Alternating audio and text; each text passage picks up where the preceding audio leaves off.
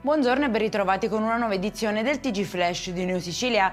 In apertura nasce in Sicilia l'Osservatorio regionale sui cambiamenti climatici, un organismo strategico per affrontare l'emergenza climatica con rigore scientifico.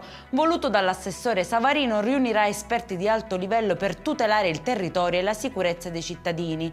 Primo incontro già fissato per settembre. Scoperta maxi frode alimentare a Ragusa, ben 3 milioni di litri di latte maltese venivano venduti come italiano.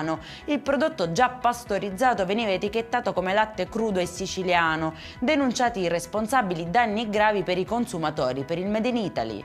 Momenti di paura per un gruppo di tifosi del Catania diretti a Norcia. Il loro pulmino è rimasto coinvolto in un incidente nei pressi di Salerno. 2 i feriti gravi ricoverati in prognosi riservata. La società rossazzurra valuta modifica al programma del ritiro.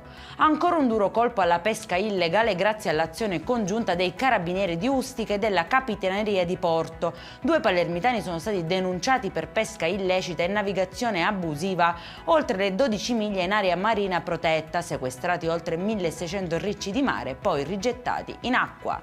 È in chiusura campagna secco e agricoltura in ginocchio. Il presidente di CIA Sicilia Orientale ha inviato una lettera al prefetto di Catania chiedendo un incontro urgente, denuncia anni di cattiva gestione e ritardi strutturali con troppe aziende che rischiano di chiudere per sempre. Per questa edizione è tutto, prossimo appuntamento alle 19:30. Buona giornata!